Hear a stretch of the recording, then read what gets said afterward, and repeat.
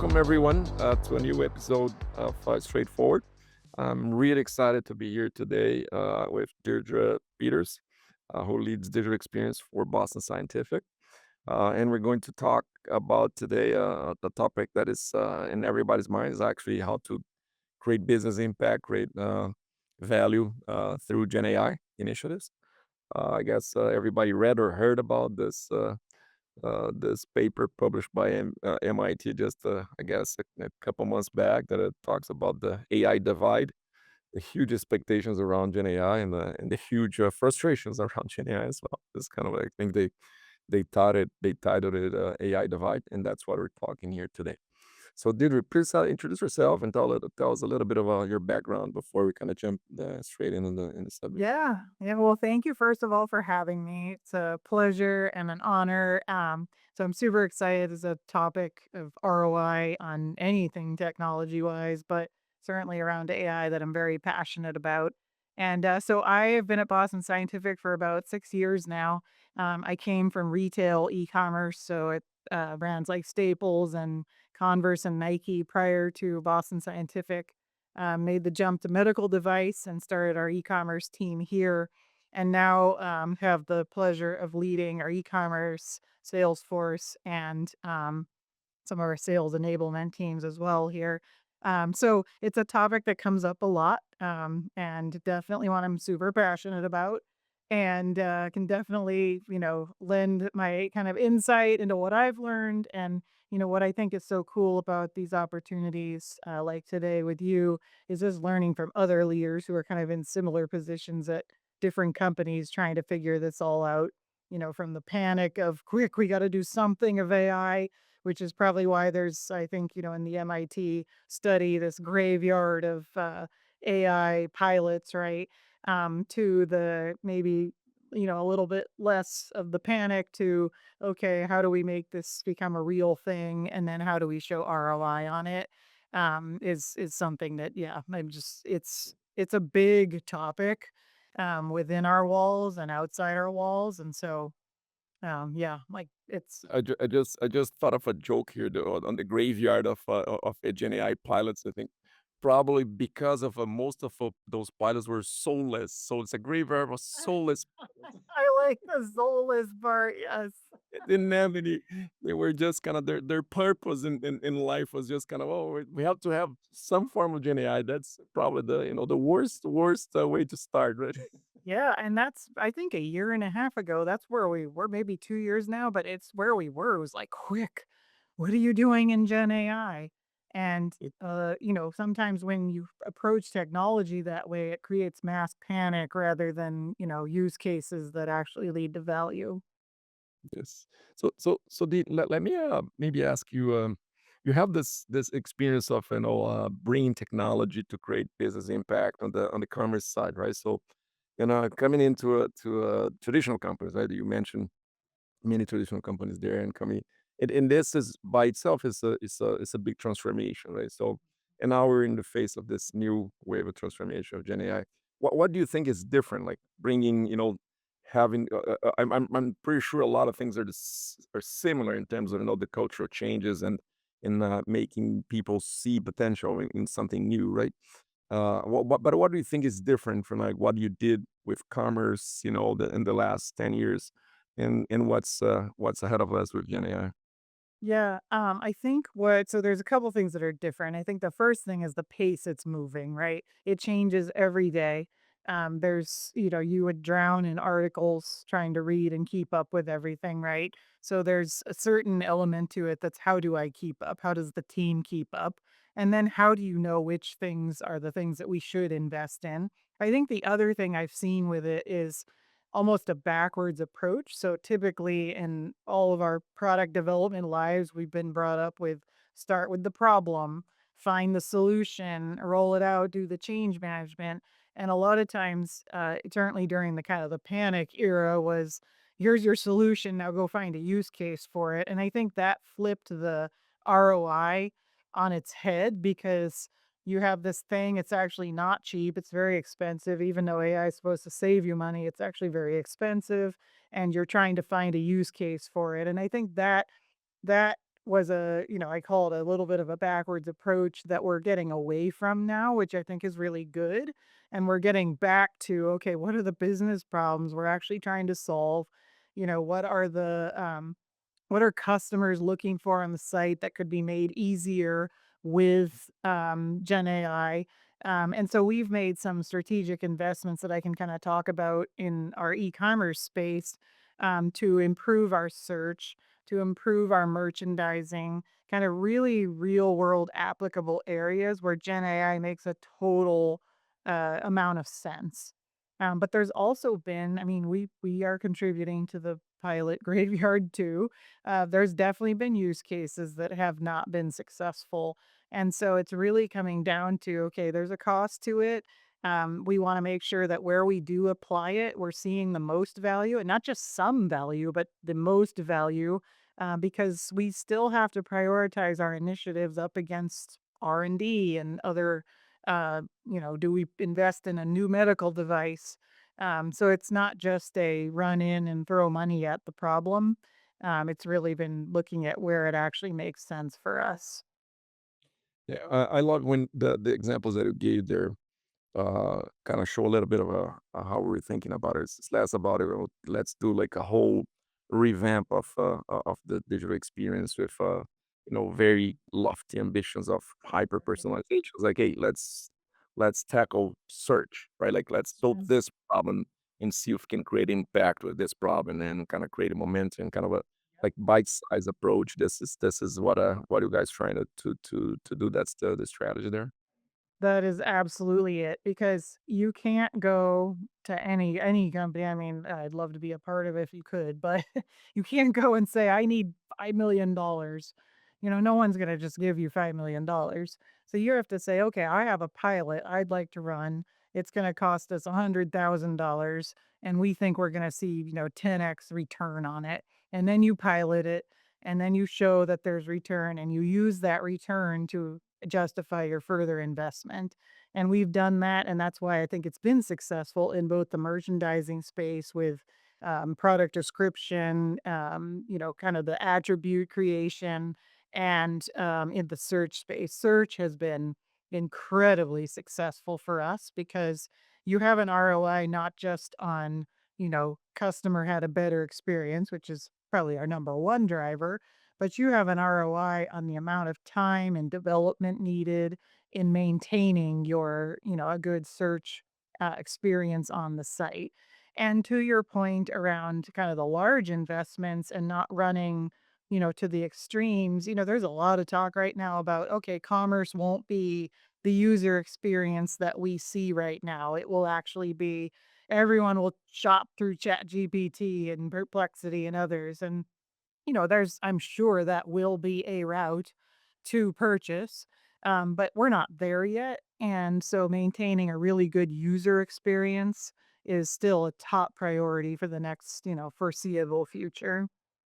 Yeah, and that's an important point. So, what we're trying to kind of educate clients around is actually, regardless of the new what the future will bring, right? So, you prepare for the future, actually exercising those muscles, actually learning how to, even if it's starting small, crawl, walk, run, right? So, uh, when that future comes, you're prepared, right? Because you know how to use those models. You actually exercise. You have successes. You have know how to push out there, solutions with, that are have the right level of certificity and with compliance and going through security and making sure you know that your data is actually supporting those Yes. experiences. So you did your homework, and when that mega shift happens, you're ready, right? You're ready to actually go and having your whole interaction with clients in a different channel. Which I agree with you. I think that's where that we're going, and there's no way back. But if you start trying to tackle that, which is kind of a almost like, a surmountable problem, and then Yes. kind of have a then you need $20,000,000 in 2 years, and then you're not gonna get there because someone will pull the plug, before you get there because you're not going to deliver anything in 2 years, right? So, it's kinda building that, capability over time and through results, through through actually value creation. That's the way to get there. And Yeah. to that point, I'm curious, like how you mentioned a little bit like some of the impacts are being measured by not only like conversion rates and kind of the impact that's creating for clients on the outside, but also the efficiencies that are created on the inside, right? So, so how you have you been going about it? Like it's you take like KPIs that are well respected and kind of a known to the business and kind of using them to prove like oh that you see how it measured, you know how you see the needle moved here on this KPI conversion whatever that we track and we see real impact or it's about creating new ways of showing that value, new KPIs, new metrics to show that. That's a really good question because I'll never forget starting here. It was no fault of anyone at Boston Scientific, but we didn't speak e-commerce. And I remember talking about average order value or AOV and conversion rate. And I remember someone looking at me in the meeting and they were like, that we don't use those terms here. And at first I was like, well, we're gonna start. Like you're gonna be using these terms. And then I thought about it. I'm like, no, value has to be in the eyes of the beholder. So when I'm communicating what's in it for you and I want you to invest in something that I'm working on or building, then you need to be able to see the value. So I actually typically don't talk traditional e-commerce metrics when I'm pitching something internally. Because again, you got to understand you're going up against an R&D project that may have, great payoff 10 years down the road. You may be going up against another digital product. You might be going up against a marketing initiative. You don't know. And so you have to speak the same language that whether it's your executive team or whoever's approving the budget. And so I've learned to get into terms that people across the board are going to relate to and understand. And so I typically won't say, oh, our conversion rate went up 10%. Well, that doesn't mean anything to most people here. In the industry, it does, but here it doesn't. And so what I try to do is put it into dollars. So we'll say things like, okay, if we invest in the search capability and we see these three drivers go up, we see this being, let's call it a 10-point bump in our CSAT score. And that translates to X dollars because customers are stickier and they don't go somewhere else. And then we see it as also, okay, it's a certain number of dollars either in revenue or a big thing for us because we are a B2B company is field efficiency. So if we think about our sales reps, they are highly clinically trained. We want them in those cases with physicians, making sure the patient outcome is the best that it can be using our product. And for them to do that, they don't need the administrative burden of sitting and trying to figure out, a product for a customer or getting an alternative product recommendation for something that's on back order. That can be put into the hands of the customer. So we will also measure things like field time savings because those are metrics like revenue, customer satisfaction, and field time savings are ones that all projects here, regardless of what they are going to speak too, right? So, they have to be relatable. And, I probably learned the hard way, but we can keep all our e-commerce metrics, we can keep our Salesforce metrics, but ultimately they all gotta have a common currency. I just love that learning. I just wanted to echo and highlight again for our listeners here because we always say like nothing accelerates transformation more than success. Like and to have success, like, so only success actually creates cultural change and Yes. the transformation that you need. But the definition of success it's very important. I love your saying. If you don't mind, I'll steal it for later work, which is kind of the values in the eyes of the beholder. Like it's you cannot introduce new metrics of success if or you can if the leadership buys it and convinced that that's meaningful. But Right. don't But is that worth your time, yeah. you know? Don't try to convince people on other criteria of success. Like you have to meet there where they are, and that's where it has to be unquestionably successful. Otherwise, you're not gonna get the adoption or the excitement or the funding to continue to fuel the transformation. And I think even within a business, you're gonna have variation, right? Like if you're talking to your executive committee, they care about, reducing inquiries into your customer service organization. They care about field efficiency. If I'm going to go talk to the field and the sales leadership, they're going to care about something very different. They aren't going to care about those inquiries into customer service. So I think it really is like, and this probably applies for everything in life, but really knowing your audience and being okay catering to that audience rather than trying to, use your change management wisely. Like we only have so much energy to put into change management. Use it where it's worth putting the effort in, and where it isn't, just meet people where they are. Yeah. But because the technologists and people that are transformators, like I've met so many in my lifetime, and I see the frustration in their eyes. Like we kind of during the digital transformation era, the last 10 years, we had so many clients that came to us. Oh, we're frustrated with digital transformation. Like, okay, how are you measuring the changes that we made? Like, we have 100 teams running agile. Okay, this is how you're measuring success. Yep. Yeah, like, 130 design thinking sessions last year.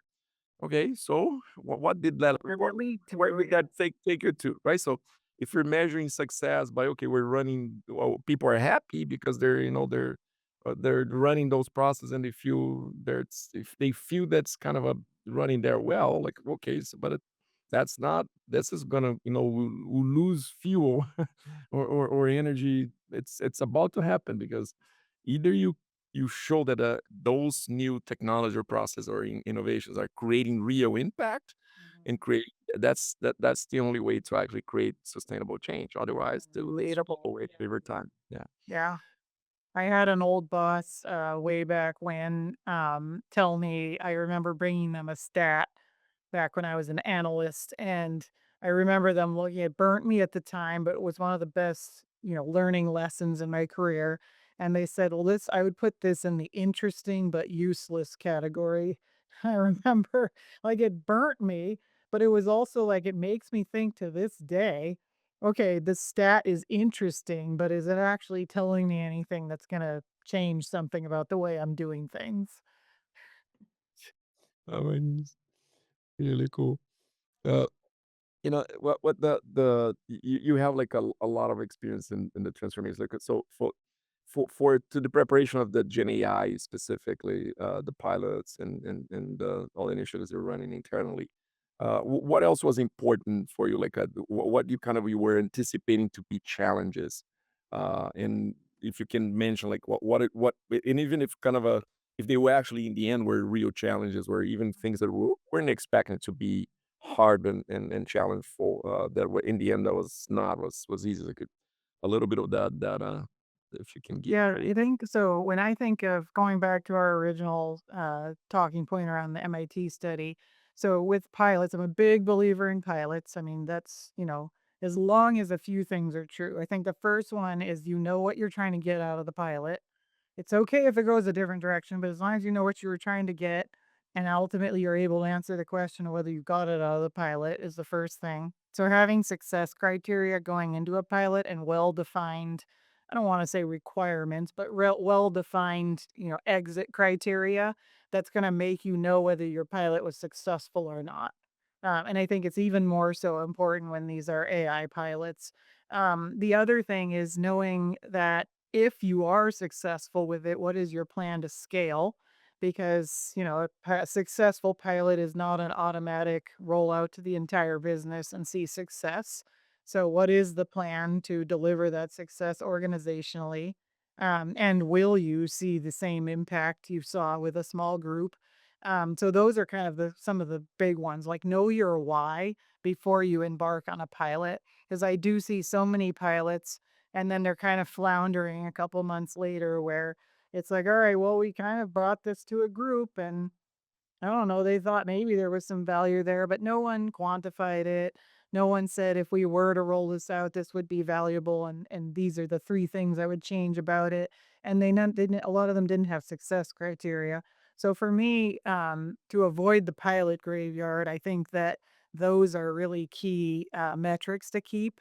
and just and go back to like know your why. Like, why are we running all these pilots? Well, it's because we know that there's significant value here. We don't know how to harness it just yet. We don't know which of those use cases are going to be the big ones that pay off for us, but we know they're in there.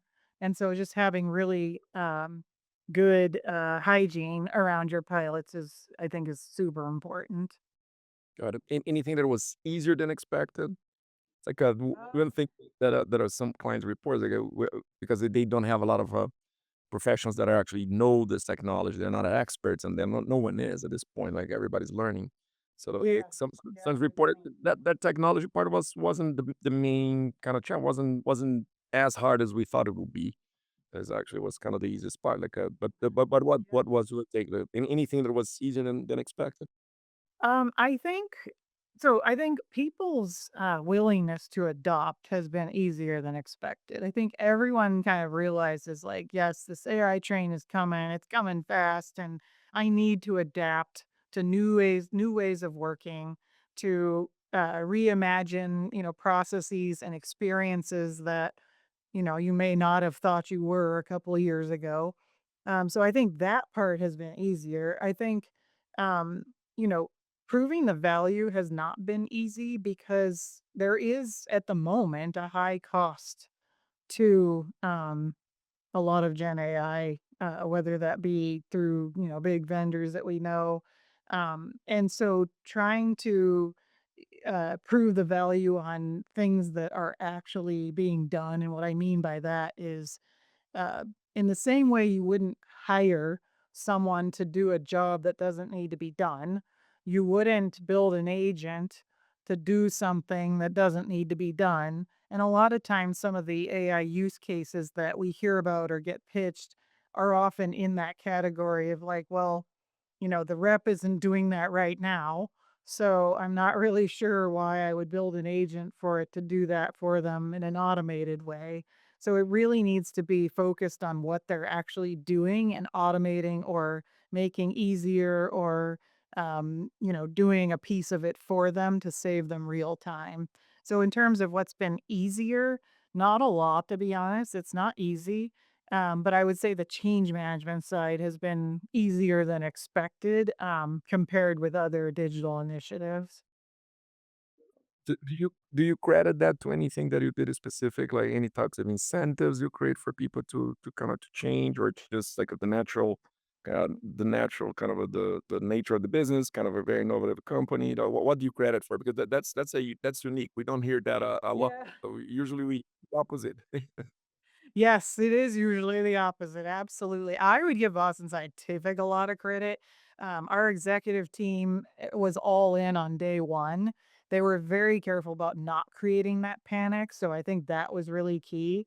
But we have been given, I mean, some of the best tools and training programs in that I've ever seen rolled out and rolled out so cleanly with clear expectations about what they're used for. And so I think that's been a differentiator, for us as a company and something I've been really thankful for. I obviously only sit in one company, so I don't see across, the industry and across other industries. So I can't say, what it looks like when you don't do that, but I would imagine that's played a big role in just getting people to open the horizons to what's possible.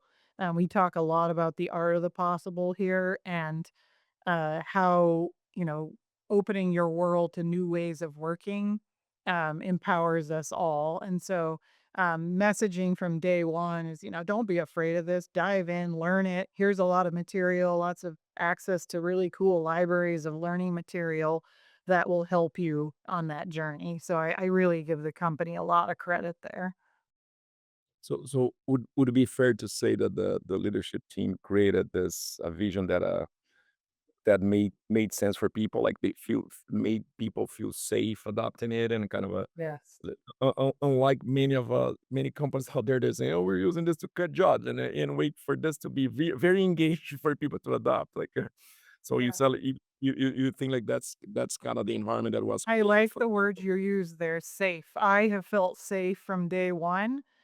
Not only exploring opportunities with AI, but also when I don't know something, being able to say that And I think when you have that safe environment, it's judgment free. It's like we're all learning this together. Let's put our, absolutely pour yourself into it, but it's okay to make mistakes. We're going to along the way. We're all learning this fast and it's ever changing. But yes, they created a safe environment where it's okay to learn. And I think that's probably good for a lot beyond AI, but especially with AI, how fast it's moving.